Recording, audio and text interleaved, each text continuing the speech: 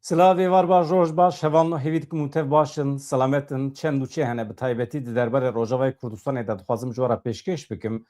Li Bakurê Kurdistanê jî tiştekî pir balkêş qewmî dayîkên me ê Kurdan dayîkên aştiyê ji wan re dibêjin çawa çêbû çûn berlingên MHP. Em ê şandin.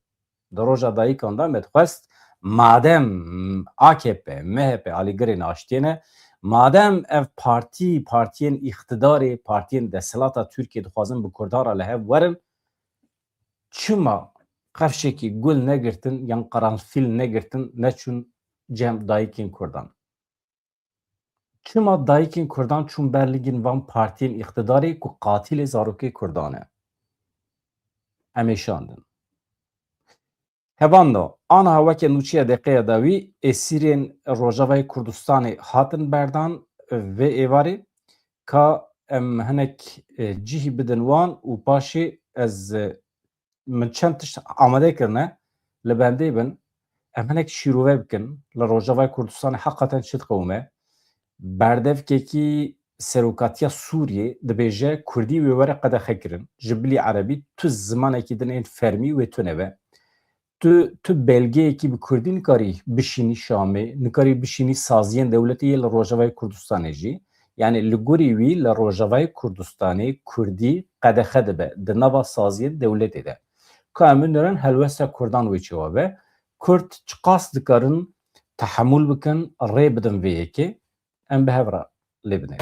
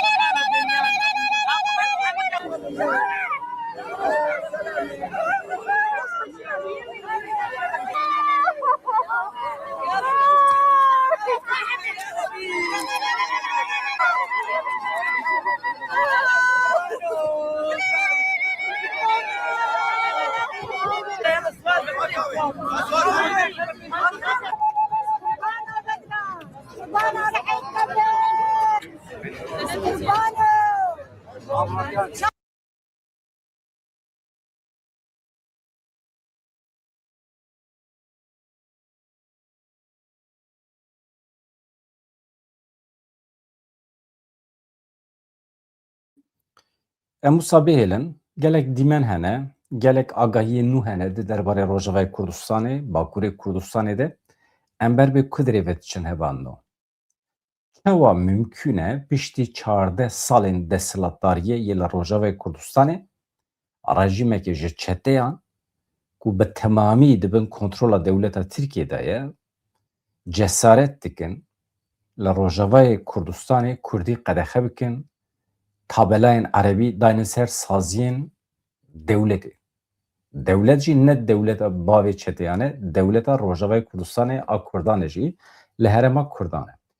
Milletê Kurd destûr neda. Niha li gorî waliyê Hesekê ji vir û pêve tabela wê hem bi erebî bin hem bi Kurdî bin. Lê gelo çi qas têrê dike. Gelo çi qas ji derdê me re dikare bibe derman. Mesele ev e. Em aniha derdê me giran e hevalno lê ne mesele ye. Ev Esîrên Rojavayê Kurdistanê di nava wan de YPG heye, YPG heye, qesede heye, mirovên sivîl hene li cem hikûmeta demkiya Sûriye dîl hatibûn girtin di meha çile de hatin berdan gihîştin bajarê Qamişloyê vê êvarê di çarçoveya bi cîhanîna bendên peymana 29 çile adina bera qesedê û hikûmeta demkiya Sûriye de koma çaremîn a esîrên ku ji 232 dîlan pêk dihat hatin berdan. Bi dehan malbatan şeniyên Qamişloyê li çerxereya şehîd Yusuf Gulo dîlgirtî pêşwazî kirin koma yekemîn di dehê adarê de ji 100 kesî pêk dihat koma duyemîn di 19 adarê de ji 300 kesan pêk dihat koma sêyemîn jî 11 Nîsanê ji 400 kesan pêk dihat tev hatin berdan hêjmara giştî ya esîrên ku heta niha hatine berdan 1332 lê bi qasî ku em ji herêmê agahiyan digirin, bi qasî yani 1000 kes hê jî esîrin di destê Şamê de ne. Ji vir û pêvê wê çawa bibe? Anha bi qasî ku em dibihîsin ji Rojavayê Kurdistanê, şertê yekem ê di hevdîtinên bi Şamê re serbestiya van esîran e. Ne tenê esîr jî gelek şervanên me jiyana xwe ji dest dane, şehîd bûne, cenazê wan jî di destê çeteyan de ne. Niha em derbasî Bakurê Kurdistanê bibe nûçeyekî îbret pêşkêş bikim ji Rihayê, paşê em dîsa vegerin Rojavayê Kurdistanê. Li Rihayê Bakurê Kurdistanê di navbera du komên neyar de pevçûnekî bi çekan derket. Di vê pevçûnê de 3 kes hatin kuştin. Em wextê dibêjin komên neyar, vana pizmamê hevin yani. Li ser erde, li ser muxtariyê, li ser erkekî ku dewletê pêşkêşî wan kiriye. Ji ez tam nizanim vana Kurdin, vana Erebin. Her ne Tirkin, ew sedî sede. Lê Kurdin, Erebin em nizanim. Belkî hevalê ku li me temaşe dikin zanin kîjan gund Kurdin, kîjan gund Erebin ji ber ku li Rihayê Ereb jî gelekin. Qalin beyat. Qalin beyat gundê Kurdan e yan yê Ereban e. Pir jî nemîhîm e. Yani li gundê qalin beyatê yê Rihayê di navbera wan her du koman de ji ber sedemek ku tam sedî sed nayê zanîn pevçûnekî derketiye. Paşê em fêr dibin ku ji ber mesela muxtariyê ye. Nîqaş veguherî şerê bi çekan pir lehengin. Milletê me maşallah pir qehreman e. Li hember du eskerê dewleta Tirkiye dikeve Hezralê, lê li hemberî hevû de şêrin, mêrat kujin, jinat kujin. Tê piştî ku xeber gihîşte wan gelek cendirme, ambulans çûne ciyê bû yerê. Cendirme jî tam bûne hekem li ser navê dewleta Tirkiye. Mustafa Kada hat kuştin. Osman Kada hat kuştin. Her du birayê hevin. Veysî Yeşîltepe jî li ciyê bû yerê miriye. Ew jî pizmamê wan e. Cendirmeyan ji bo desteserkirina gumanbarên ku piştî pevçûneya reviyan e dest bi xebatan kirin. Bu yerê ji ber pirsgirêkekê li ser muxtariyê derketiye holê. Her du alî pizmamê hevin. Hem jî pizmamê heqin yani. Bavê wan birayê hevin. Êdî wer hesab kir. Di du ji kuştiya birayê hevin, êdî jî pizmamê wan e. Çima hemî ji ber ku edaleta navxweyî a li Kurdistanê tune ye. Wextê ku mehkeme tune be, edalet tune be, însan baweriya xwe bi edaleta fermî neynin, radibin hesabê ji hev û du bi xwe dipirsin. Hesabê xwe bi xwe çê dike. Tu mirinê heq dikî, ez têm te dikujim. Ya. Niha heqeten hevan o. Li Rojavayê Kurdistanê li Sûriye Kurdî tê qedexe kirin. Em bi hevra lê binirin. Yani dewleta Sûriye xwedî wê hêzê ku karibe Kurdî qedexe bike li Rojavayê Kurdistanê. Hema Şam ya li Şamê jî 500,000 Kurd hene. Yani li welatên derveyê Rojavayê Kurdistanê. Li heremên derveyê Rojava Kurd gelek in. Helebe, Şamê, bajarên mezin e. Wê çawa be? Yani Kurdî were qedexe kirin manavî çi? Ez behsa mektebê nakim. Li dibistanan dibêje hefteyê saetek, 2 saat belkî dersên çi dibêjin vebijêrk ji wê gotinê jî hez nakin. Vebijêrk mebijêrk hemî ji we re. Mektebê Kurdî ne. Dibistanên Kurdî lazim in. Serî heta dawî. Ji dibistana serêtayî heta dawiya zanîngehê perwerdehî bi müfredata Kurdî lazim e. Wekî din milletê me divê qebûl neke. Qasî ku em dibîsin milletê me jî qebûl nake. Ji ber vê yekê ye. Hûn tim dibîsin dibêjin îhtîmala şer heye li Rojavayê Kurdistanê. İhtimal heye milletê me serî rake. Şervanê me serî rakin. Asayîş dibe, qesede dibe, YPG dibe, YPJ dibe. Yani YPJ imkana ku vê rejîma li Şamê qebûl bike tune ye. Ne tenê mesela jinê da. Mesele ne meseleya jin û mêr e. Mesele ne serdestiya jinê û tiştekî tinekî jin tê de serdest be. Yani cî ku lê koletiya bi temamê civakê hebe jin serdest be çi, serdest nebe çi. Ji ber vê yekê YPJ beriya ku mafê jinê biparêze divê mafê netewa Kurd biparêze û bibe parazvanê ne tenê yê jinê parazvanên milletê Kurd mafê netewî ê Kurdan. İja çima me mijarek wisa derxist pêş ji ber ku Ehmed Hilaliye behsa qedexekirina Kurdî kiriye berdevkê tîma serokatiya Sûriyeyê ji çavdêriya pêvajoya entegrasyona Hêzên Sûriye Demokratîk Qesedê û ya nava artêşa Sûriye berpirsiyar e ji wî derê berpirsiyar e dibêje li Sûriyê yekanê zimanê fermî wê erebî be. Wekî din tu zimanekê din yê fermî tune ye. Wê çawa be? Wê qedexe be. Wextê ku tu bibêjî tenê zimanê erebî fermî ye yê din jî qedexe bike. Ez nabêjim gotina qedexe ew bikartîne. Yani ev camerê ku aniha hûn dibînin li ser ekranê jî ye li jor ev fotoğrafî biçûk e naxwazim mezin bikim.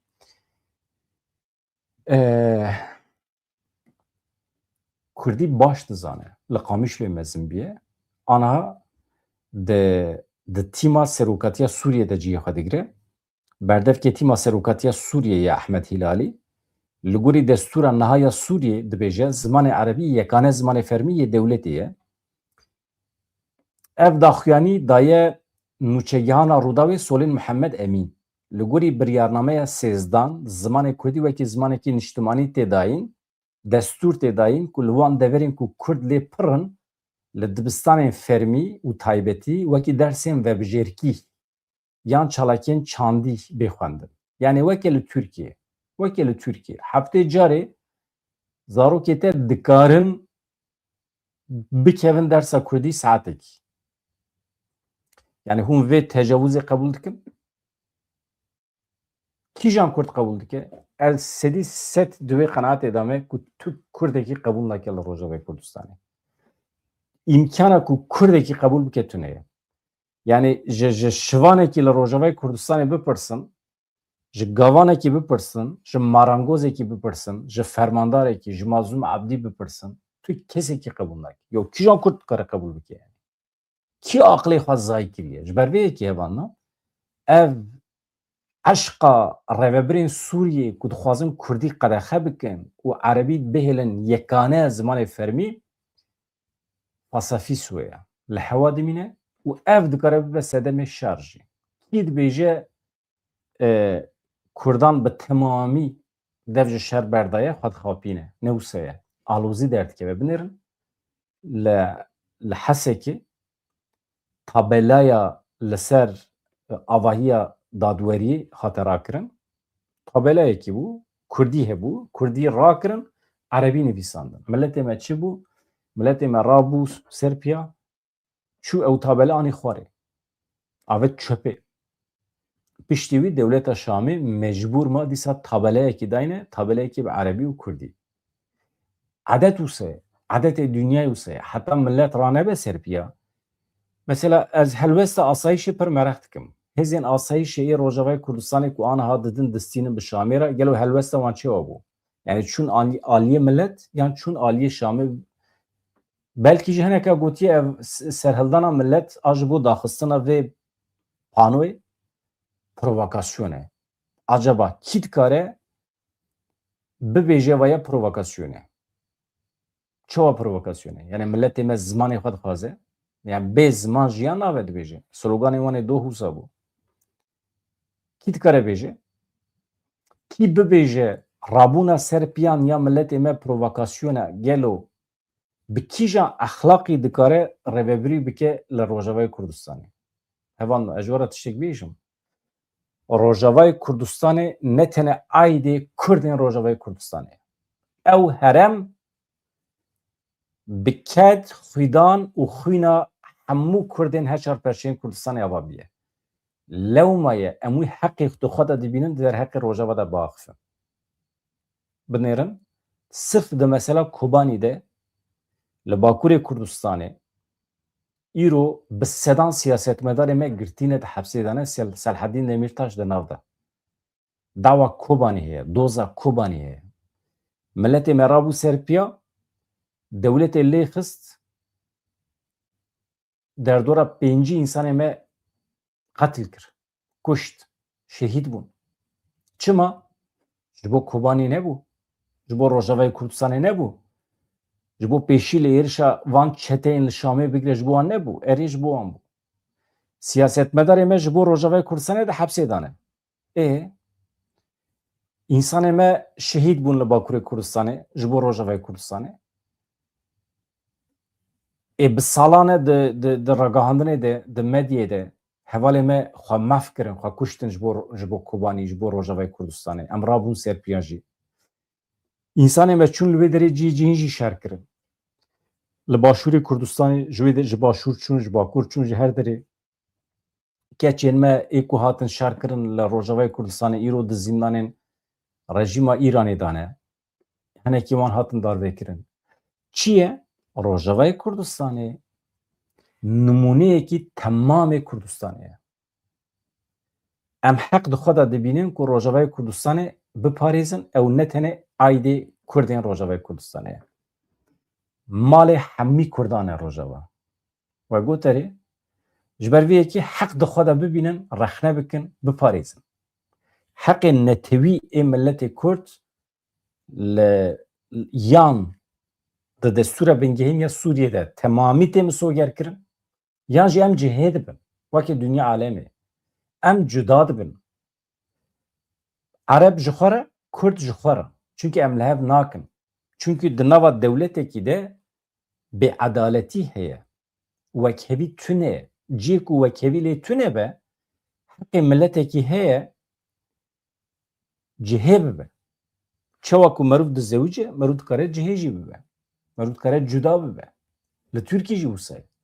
Madem em di nava aynî dewletê de dijîn, eger mafê me ne wekhev be, em cihê dibin. Binêrin serokê berê ê Avusturyayê gotiye li rojata navî weke hemî milletan heqê milletê Kurd jî heye bibe xwedî dewlet. Yani di qada nav netewî de piştgiriyekî ji bo Kurdan heye, ji bo dewlet ava bikin. Heqê Kurdan ku dewlet ava bikin heye. Heqê Kurdan heye. Ez nabêjim bila ava bikin. Elbet bila ava bikin. Ama ez nabêjim bila şer bikin. Bê şer jî merû dikare dewleta xwe ava bike. Di nava mirovên medenî de, di cîhana medenî û sivîl de însan dikarin bi riza dilê xwe bi hev re bijîn, însan dikarin ji hev cihê bibin, herkes li mala xwe, herkes li dewleta xwe, herkes dibe xwedî paytexta xwe û navenda xwe ya siyasî. Aniha li temamê dünyayê rêvebiriyekî Kurdan heye, merkezekî Kurdan heye, paytextekî Kurdan heye, tune ye. Wê demê Kurd ne xwedî otoriteyekî siyasî ne. Kurd tenê etnisîteyekî belewela ye û xelk radibe dibêje Kurdên ku li welatê me dijîn. Em li welatê xelkê najîn ya. Türk dibêjin Kurdê ku li welatê me dijîn. Ereb dibêjin Kurdê ku li welatê me dijîn. Çawa çê dibe ya?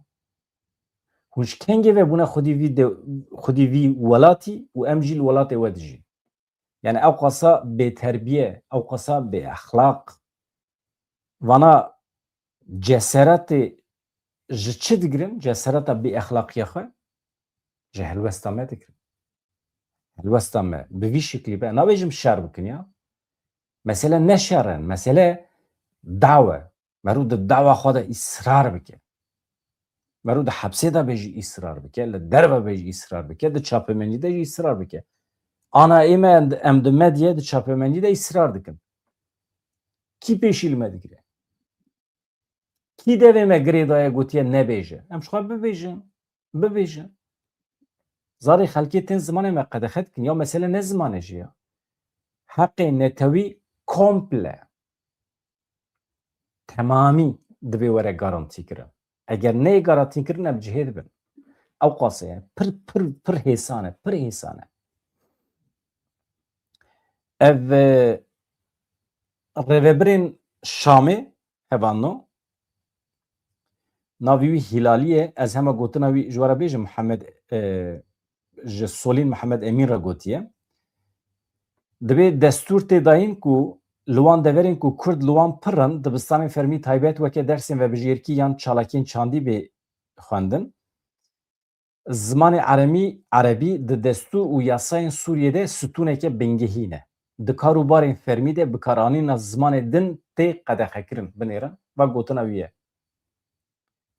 Zimanê Erebî di destûr û di yasayên Sûriyeyê stûneke bingehî ne. Di karûbarên fermî ê dewletê de bikaranîna zimanên din Kurdî jî di nav de tê qedexekirin. Parastina zimanê Erebî, qedexekirina zimanên din a di saziyên fermî de perçeyekî ji serweriya dewletê ye. Serweriya dewletê hûn zanîn çi ye evan? Devlet egemenliği. Devleta Tirkiye ji bo serweriya dewletê çû Dersim bombebaran kir. Devleta Tirkiye ji bo serweriya dewleta xwe çû heşt navçeyên me ê ku xweserî dixwestin bi tankan ser û bin kir. Hincet serwerî ye. Binêre zarê xelkê behsa serweriya dewleta xwe dikin. Em behsa serweriya milletê xwe jî nikarin bikin. Serweriya siyasî divê destê me de bihevan. Ev yasa niha di meriyetê de ye. Tenê bi rêya guhertinên destûrî yasayê yên di parlamentoya Sûriyeyê de ancak mümkün e werin guhertin. Doh li Hesekiya Rojavayê Kurdistanê tabeleya bi Kurdî û Erebî ya li ser koşka dadweriyê ya Hesekê rakirin, tabeleya bi Erebî İngilîzî danîn. Binêrin mêrik dibêje di yasaya niha ya di meriyetê de tenê Erebî heye zimanê din qedexe ye. Xuya ye tiştî li gorî menfaetên xwe ê Ereba di yasayê de dihêlin. Yasaya dewra Baasiyan ha. Yasayên dewra Baasiyan diparêzin. Yên li dijî Kurda. Ji ber vê tabelayê me ji we re bas kir gelê Hesekê ev yek qebûl nekir. Tabelayên bi Erebî İngilîzî rakirin avêtin Erdê. Nureddîn Ehmed waliyê Hesekê ragihand ku alozîya li koşka dadweriyê Hesekê anha bi dawî bîye. Nureddîn Ehmed beyan kir ku ji Nehopê ve li wan deverên ku piraniya wan Kurd in wê zimanê Kurdî li ser tabeleyan were zêde kirin. Ya ew deverên ku piraniya wan Kurd in jî gotinek pir balkêş e. Mesela li Helebê li ser avahiya dadweriyê Şeyx Mehsûd Eşrefiye wê Kurdî were nivîsandin. Na, hûn ji dizanin na.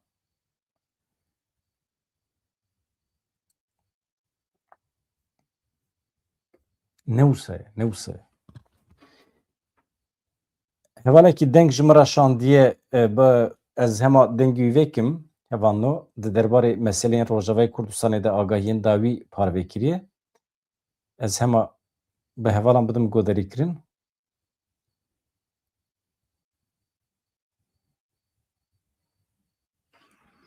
Baş. Ji bo rewşa Rojavayê Kurdistanê bawiyekî giştî em dikarin wisa bêjin. İşte rodanên herî dawî yên ku li seranserê Rojavayê Kurdistanê çêbûyî.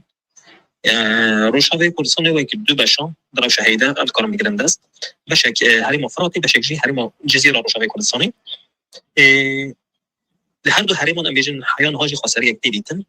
Êdî ev xweserî bi entegrasyona demokratîk ku qala wê yekê tê kirin êdî çixaz dike warê meriyetê em wisa dest pê bikin. Destpêkê ji bo ev peyman bigihe ji armanca xwe bi serbestberdana dêlgirtiyan hem ji aliyê em bêjin rêveberiya xweser hem jî ji aliyê hikûmeta demkîya Şamê ve di rewşa heyî de em dikarin bêjin heta îro jî qala wê yekê tê kirin du sed û sih du dêlgirtiyên ku navê wan hatine eşkere kirin bi taybet di rodanên herî dawî de hatibin girtin wê werin berdan ji aliyê hikûmeta demkîya Şamê ve entegrasyon tevî ku dimeşe tevî ku hêdî dimeşe kêm zêde li herêmên Rojavayê Kurdistanê em dikarin bêjin gelek nakokiyan di nava civakê de daye çêkirin. Ji ber ku di rewşa heyî de civak jî wisa bi awayeke tam hatî fêmkirin dîsana wê çawa entegrasyon bigihe ji armanca xwe tişta ku li ser wê erdê dibe ye me beriyan jî daxuya kirin saziyên rêveberiya xweser bi hemû awayî wê çawa bi sîstemeke demokratîk entegrey hikûmeta heyî a Şamê bibe. Li aliyê din hêzên leşkerî yê ser be qesede êdî wek qesede یا پگه یا پجا هیزین کردی جو پیکاتین کرد عرب سوریان چرکس ایدی چه پیکاتر بیداره هنه او هیزه که اون هیا دبن ناوی قصدی دم دبن ناوی حسدی دم و چاوا بلیوین جور بجور انتگری روش هایی ببینم تبي كل سنة روي عديت بيشكترين وصل جدي تنانا دراوش هيدا الجوركو أم دبينن هنكي أفرع شيء بتكلم بيجي مثلا وقت بيدار باص تبع جبر جشادون المشكلات ما بين براستيش بتر جدينا برزو راوشتينا جوهرتن جلو أف يجي باندور خوش بيا كده كده لادي دن دالي سازين جواكي قادا جواكي ده بيروش هواي كل سنة بيشارن نص خد شبه أف يك بردنا وجواكي ده بويا روجا كي كشتي روش هيدا قالوا يا كده كده سيستم پرونده و چاوبه لگور کار رایدارن روشاوی کردستان دیویژن و لحریم کردی خسری کرد من بجم طیبه داری چند زمان ری پرونده بوده گریدای بشه قادا جواکی همو سازی گریدای رو برای خسر و به شوازه که خسر آکو براستی به همون رنگ خو شکل داده جیانی و ببینه لپر جان ام دبینن وقت هاتی پلان کردن نامشه یک جوان جی قادا عدالت ام بجن دخل باجار حسکی حکومت دمکی آشامی بیشتر قابل و قارمه کو بنای کردی و بنای عربی هاتون میکنن جاری حکومت دمکی آشامی و هاتن را کردن و لگور هشمندی دولتی لگور هشمندی حکومت دمکی آشامی قارمه و قابله و به زمان انگلیسی و عربی هاتن بیشتر چی کردن استوی هلوستا گل هبو گل دسرگی سازی داشت و جاری کردن هنقارت کجاری حکومت دمکی آشامی و هاتی دانیم قابله و هاتی دانیم هات را کردن و دنا وجبه كده بوجه نرازي بوني جلو رب اوه كي گشتي ام دم روش روشاوي كردستان دين خينن براستيش روشا كه انتقارم بيجن بحما اوه خون نظرانا نايف يمكن دنا وجبه كده پر تشتهنا براستيش جهه گماني نجه برسينا باوه كه تام زرال ايدي اف شيوازي ريبرني ام لسوريا هم جدا حريم كردي ام ريبري خسر وي تشاو بيجه ارمان جاخه ام تقارم بيجن قال حيان هاجي اقناع نبويا رازي نبويا جبال بتشتك روشين زانن تاني دبردا تشتك لسر روي عادي خيادي كه berdan dilgirtiyan ev yekenekî cihê kêfxweşiyê ji bîgel hêviyeke pir mezandaya em bêjin gelê Rojavayê Kurdistanê bi taybet pêkhateyên Kurd û bu yê ve pêkhateyên de jî Erebin û Suryanin em careke de vegirin sîstema perwerdê li Rojavayê Kurdistanê wê çawa be di rewşa heyî de ji xwe li herêma Firatê perwerdeyeke wisa ciddî îsal nihat dayîn hem ji ber rewşa heyî hem jî li herêma Firatê derî koçberiyeke zêde ketwan dibistanan perwerde li wir rawestiya tenê dikarim bijin asta zanîngeha heyî de بشین تمام کرد خواندن خوا تمام کردن و زننده هنه کردن کارم بیشن دست به خبات خوا کرد لعالی جزیره روشاوی کردستان جی همالی که داستا زننده ده و قسمی که دعالی پرورده یا روزانه استا سرطایی نابین آمدهی چند باجار این کارم بیشن کوچبر دبستان دبیجی نبودن او دوام باجاران سیستم پرورده هنه که بردوام بود و بوی نگریده بش اوقاس هوانو مالاوی آوا نها هما نوچین دقیقه داوی هست جوره پیشکش بکم بقاسی 1000 مالبات و دیگرن افرینه او تشتکی پر باشه و وکه نوچه کی عاجل امدانی سر اکرانه نوچین خوشن البت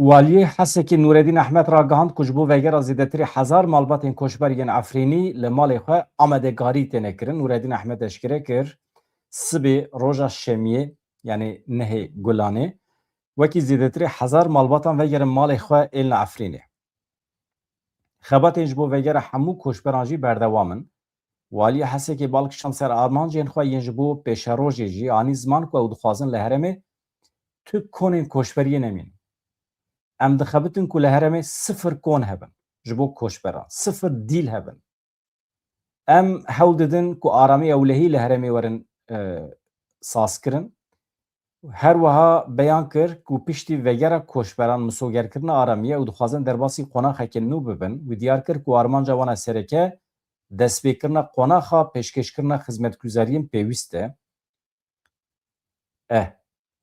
دولت ترکیه هوانو دو سال 2018 ده حوالی کو نزانم جا اسمان و جا بجاهی و پر با اوی که هوانه ارشه سر افرینی کر بسازی و دزگین خواهی راگاندنه و به هنرمندی خواه و بوان لسر فوزی اند نویساندن ناوی خواه şandın serwan jin û zarokan, serwan şervanan, heftê û du balafirca esmana va li Efrînê xistin li ber çavê Amerîkayê û Rusyayê.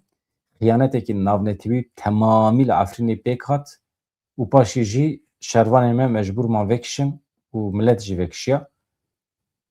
Me bawekî zindî sêr kir, însanên me heqeten krîza dil derbas kirin wan rojan. Efrîn çû, dewleta Tirkiye ket wê derê, goristanê Kurdan talan kirin, ciyê bi qîmet ê Kurdan wêran kirin, çeteyê xwe xistin malê Kurdan, destanîn ser zeytûnên, mal û milkên Kurdan, darê zeytûna ji binî veşkokî ve rakirin avêtin. Yani tiştê ku li Efrînê kir dewleta Tirkiye, normal heftê heft pêvajoyê aştî jî hebin, telafî nabe. Dewleta Tirkiye gerek hesabê Efrînê bide. Mesela Efrînê pir giran e, bi hezaran însanê me şehîd bûn. Ji ber vê yekê ême dilê me dişewite ji bo Efrînê jî weke Dêrsimê weke ya dewleta Tirkiye dibe lêborîn bixwaze, efû bixwaze. Çok da efû bixwaze revebirên dewleta Tirkiye. Niha mesela dayîkê me hevando du ez gelek eşiyam. Roja dayîkan e a navnetêwî cem dünya alemê roja dayîkan e tamam. Pîroz be. Roja dayîkan li hemû dayîkan pîroz be. Lê mesele divê roja pîroz a dayîkan de em li bendê bûn ku partiyên desthilatê AKP, MHP madem vê pêvajoyê bi rêve dibin biçin cem dayîkên Kurdan hem ji ber tiştê ku kirine lêborîn bixwazin û hem jî wek ji bo nîşandana niyeta pak. Lê neçûn dayîkên me çûn ber nîgê MHP. Yani ez bi xwe êşiyam yani. Min nedixwest ez dayîkê me di avahiya MHP de bibînim. Her çend MHP bi Kurdî û pêşwazî kir jî yani ez dibêjim ne rast e. Lê dîsa jî em zanin dayîkê me aniha li Enqereyê ne. Normal ê ku li aştiyê digere gerek dewleta Tirkiye be. Kurd çima li aştiyê digerin? Ya Kurd dawacî ne dawacî. Ê dawekar Kurdin. Mirovên dawekar li aştiyê nagerin. Li dawa xwe digerin. Zorê li raqîbê xwe dikin ku heqê xwe netewî bidin qebûl kirin. Yani mirovên serdest divê li aştiyê bigerin. Gerek ew bibêjin ya dawa we serçavê me dawa we fehm kir, werin em li hev werin. Gerek ew zorê li me bikin ku bi me re li hev werin. Îja ême tam berova jî biye em hem daw dikin, em hem şer dikin, em hem zorê li wan dikin, em li hev werin. Ya ji te re dibêje bi te re li hev nayêm ya. Ma tu kî bi te re li hev werin? Ew ji te re wisa bêje. Yani em weke çil sal berê. Ana mesela me ew e. Bi me re li hev nayên. Dewleta Tirkiye tu jî bi me re li hev nayên. Kengê li hevtê bi şertê ku em bi temamî dev ji daw û doza xwe ya netewî berdin, em bibêjin em perçeyekî Tirkan e, wê demê me re li hev tê. Ew jî demkî bi me re li hev tê. Heta ku tu bi temamî ji Kurdiyetî dûr ketî. Ya hûn ê bibêjin ma çi dibe em ji Kurdiyetî dûr kevin? Ya tiştek nabe, nesla te îro dijî, bi selametî dijî, lê ji vir û pêva jî Kurd li dünyayê namîne û xulas yani. Dawiya dünyayê ne elbet yani. Kurd li vê dünyayê nemînî jî dawiya dünyayê ne. Dünya wê her bidome. Dünya wê tim vegere û bigere û. Mesele ne yani? Madem hûn qebûl dikin ku Kurd tune bin, ne mesele? Ême weke însan emrê me li vê dünyayê 10 sal, 15 sal, 20 sal, ama bila 40 sal be. Dî heye. Em tune li dünyayê. İdî ewladên me, neviyê me, îdî xwe dikin Tirk, xwe dikin Kurd, xwe dikin Ereb, îdî kêfa wan e. İdî maye ser wan. Qet ne mesele ye. Mesele me got tam divê dewra, divê pêvajoya ku em li vê dünyayê ne, em netewa xwe, hebûna xwe biparêzin. Çawa ku mirov xwe diparêze, mirov netewa xwe jî diparêze. Ew e yani. Derdê me ew bû.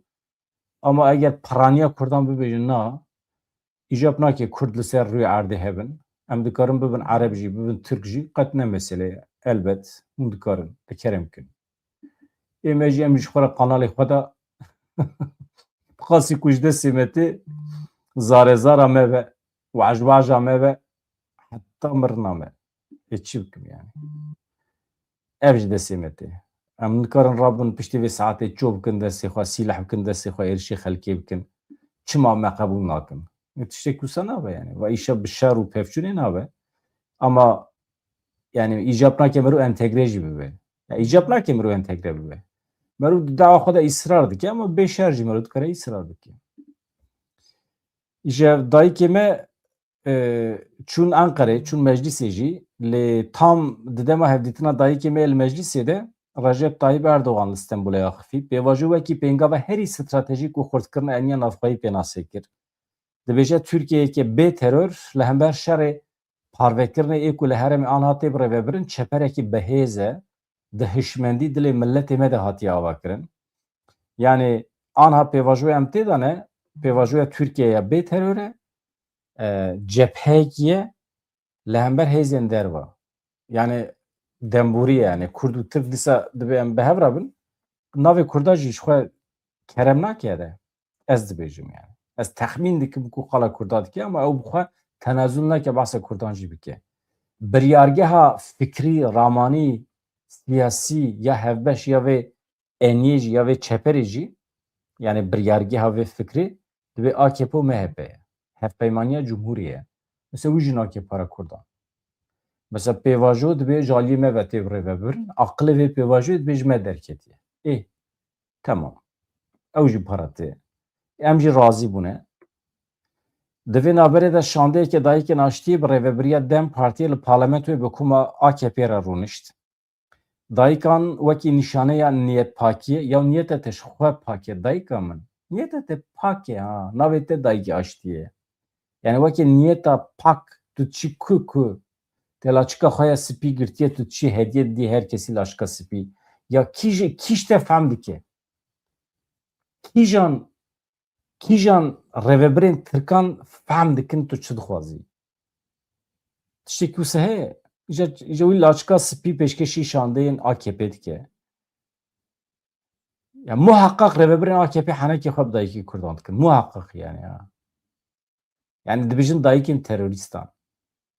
Em nizanin. Di civînê de dayîkan daxwaza xwe ya hevdîtina li gel Tayyip Erdogan jî eşkere kirine. Ya çima çî Tayyip Erdogan dibîne ya? Tayyip Erdogan bile were te bibîne. Yani ew e xizmetkarê te. Tayyip Erdogan xizmetkarê te ye. Çünkü maaşê xwe ji te digire. Maaşê xwe ji millet digire. Tayyip Erdogan eger xizmetkarê millet nebe dev ji vî şê berde. Çima çi bernêkî wî? Yani herî zêde jî çûna van dayîkan ya cem MHP yani ya rastî ez ê şandim. Çûne cem CHP jî ne mesele, çûne cem Özgür Özel, Ahmet Davutoğlu, Ayşegül Doğan axifiye berdevka Dem Partiyê. Dibêje dayîkên aştiyê ji Wanê hatine, ji Amedê İzmîrê hatine, li ser navê bi hezaran dayîkan hatine vê derê Enqerê. Wan de hemû hevdîtinan de daxwaz kir ku biladî dayîk negirîn. Em wekî Dem Partiyê ji bo pêşwazî û godarîkirina li dayîkan daxwazê wan spasiya hemû wan partiyên siyasî dikin ku em heta niha bi wan re rûniştine. Mesela dibêje di hevdîtinan de daxwazkirine biladî dayîk negirîn. Ya mesele dayîk nagirîn. Anha aştî çêbiye dayîk nagirîn. Tamam. Mesele ne giriyê dayîkan e. Mesele daw. Ya daw heta çareser nebe pir insan wê tim bigirin. Mesela anha zarezara me em digirin. Çima? Çünkü dawa me li ortê ye.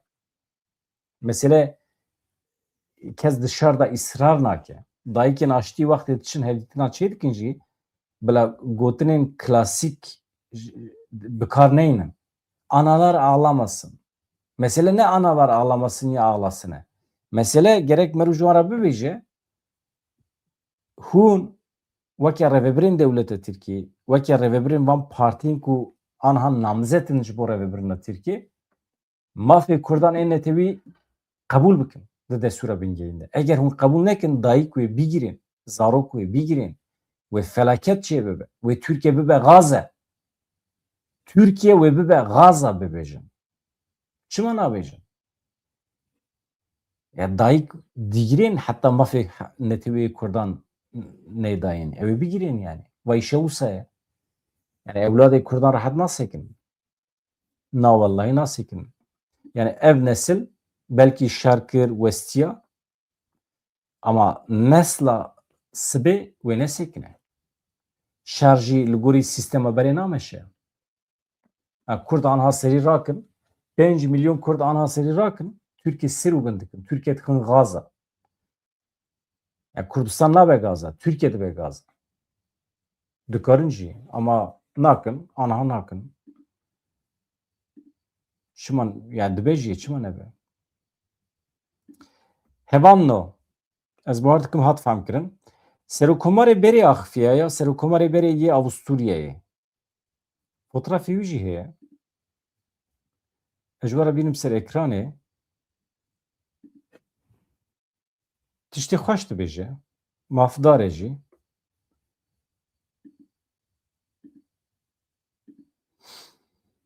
Ewsa. Ew jî ji rûda wê re Axifiye.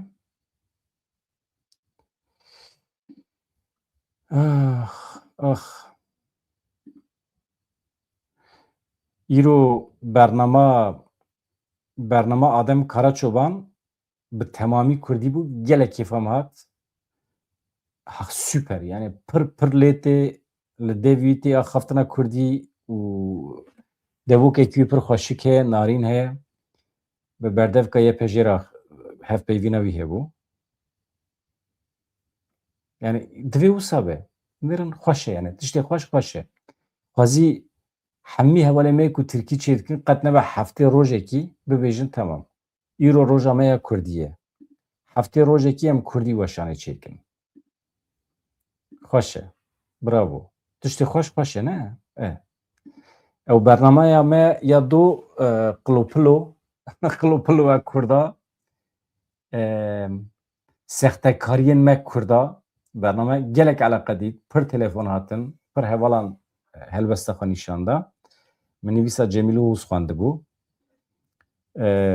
divê naberê de Mem Hisêddîn ew jî YouTube çê dike Rojava Kurdistan ez bernameyê wî bi kêfxweşî godar dikim îro behsa min kiriye behsa kanala me kiriye pir dixwaze ew jî bi Kurdî çê bike heqeten hezkiriyê Kurdî ye însanekî welatparêz e ji dil e îro pesnê kanala me de ye behsa me kir behsa wê bernameya me ya ku taybetî em sazî û dezgehên ku Tirkî weşanê dikin çawa em rexne dikin behsa wî kiriye tiştekî dijî balkêş dibêje dibê berê ku kanala bedran dere hebe min Kurdî tenê sedî 15 fehm dikir anha dibê pir ez lê godar dikim hema her êvar li me godar dike temaşe dike Kurdiya min anha dibê gîştiye sedî not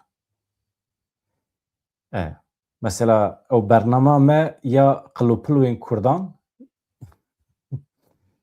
dibê hema min sedî sed fehm kir pir xweş e pir baş e pir kêfxweşim ku eger fayda me bigêje Kurda fayda me bigêje rewşenbîrên Kurdan ku mecbûr mane xebatên xwe bi Tirkî birêve dibin ez dibêjim êdî merov dawî li wê guftugûyê bîne merov nekeve nava guftûgoya Kurdî û Tirkî û filan û bêvan Kurd Kurdî biaxife Tirk Tirkî biaxife xweştir e baştir e zimanê me dewlemend e hele însanên ku ji xwe re dibêjin welatparêz neteweperwer û nizanim çi mêla wan li ser Kurdî be baş e hebûna me bi Kurdî ancak xweş e hevan na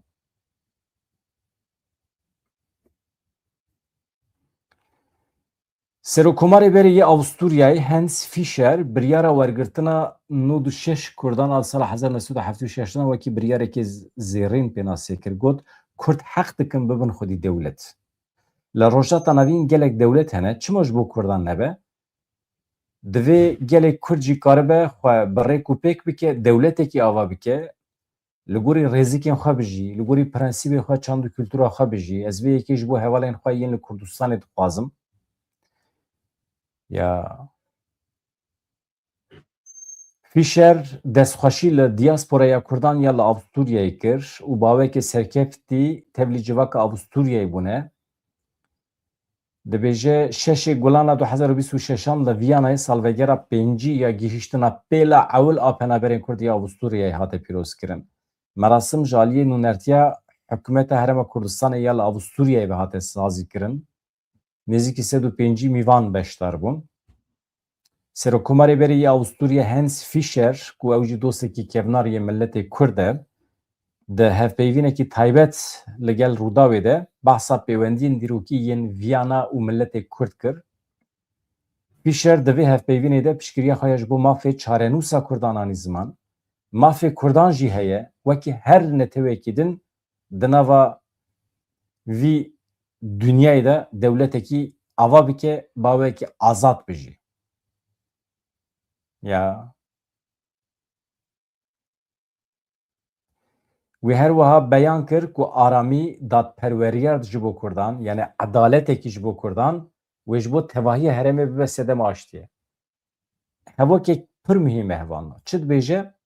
Eger ji bo Kurdan dewletek hebe, eger edaletekî saz bibe ji bo Kurdan, aramî çê bibe, wê ji bo tevahiyê herêmê jî bibe sedema aştiye.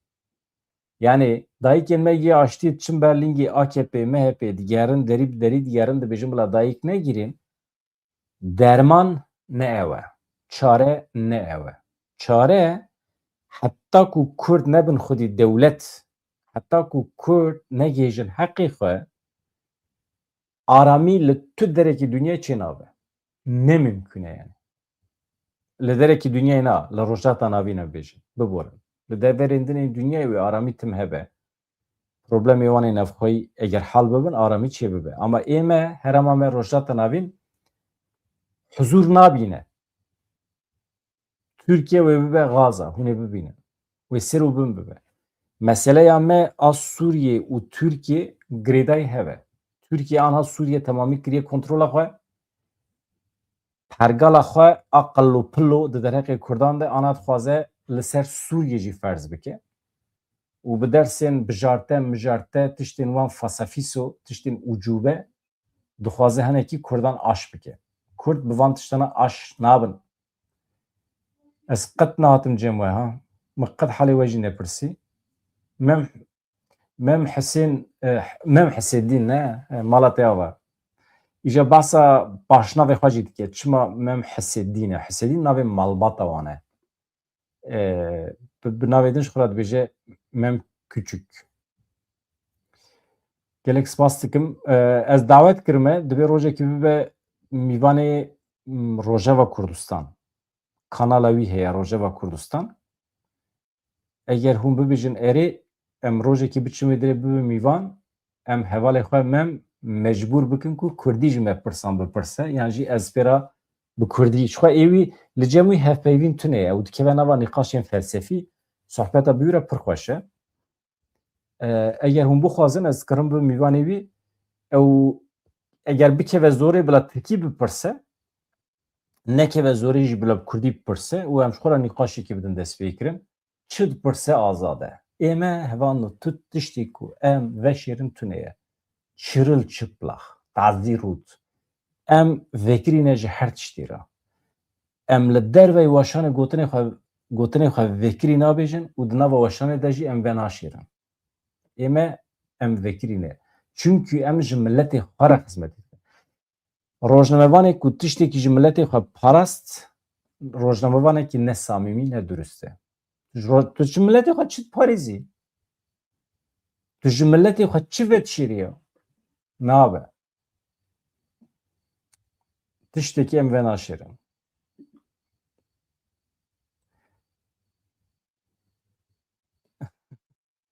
Rast e. Mem hesi.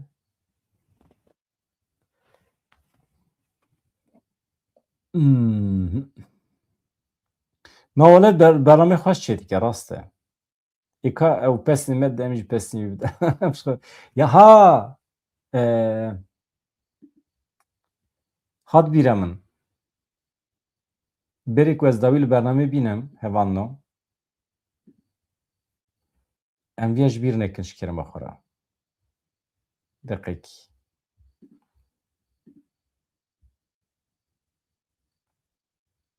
Hozan Marûf vegeriya. Roja bîst û sisiyê vê mehê meha Gulanê 2026 Théâtre Le République Boulevard Saint-Martin Paris numara 1 avahiya tîyatroyê ciyekî pir xweş e bi qasî 500 kes dikarin têde rûnên û bi tevî malbatê xwe biçin bi 2 saetan dengbêjiya Serhedê guhdar kirin. Firsend bibînim ez ê jî werim.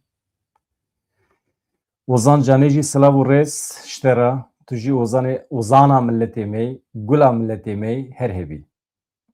Na rast e, rast e.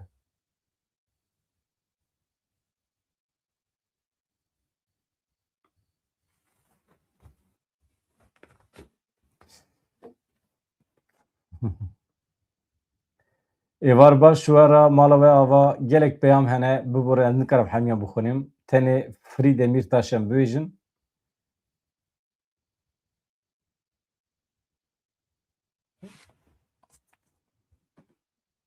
Herî wala. No piştî vê saetê tiştî ku em veşêrin tunê tiştî ku em jê bitirsin tunê çi çûye ji xwe. Ama li Rojava wisa nasekin hevanno. Milletê me Rojava ne tenê milletê me. Milletê me heşar perçeyê Kurdistanê jî milletê me Rojava jî. Rojavayê Kurdistanê weke nûra çavê xwe dibînin. Dev jê bernadin. Ew çeteyên li Şamê Kurdî qedexe dikin. De bila qedexe dikin. De bila qedexe dikin. Ew ê bibînin. Ne şervanên me destûr didin, ne rêveberên Rojavayê Kurdistanê destûr didin. Aniha hele hinek bila wext derbas be, em li benda hin tiştan e, hele bila hinek wext derbas be, ka telefonek ji Rojava hat, ez hêvî dikim tiştekî acîl nebe.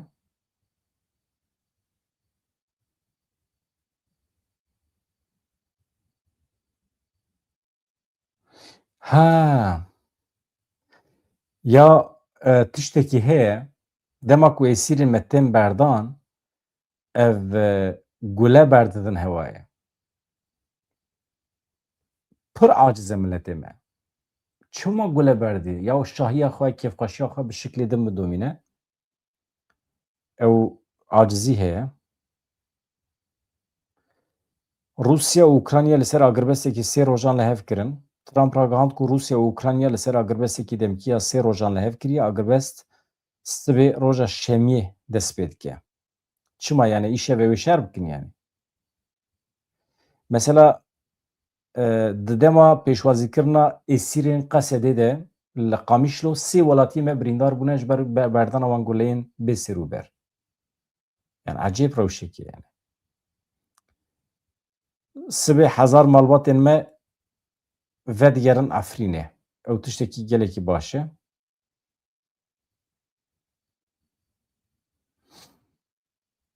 Tamam. Ev jî nûçeyên deqeya dawî bû me were parvekir. Bi xatirê we silav rêz tiştek awerte çê be ez ê ji we re pêşkeş bikim. Ozan Marûf ji bîr nekin binivîsîn derekî 26 Gulanê saet 4 da dest pê dike, 6 da bi dawî dibe. Yani wê şevê dawet maetê we hebin û dikarin biçin qet ne mesele ye. Xatirê we silav rêz.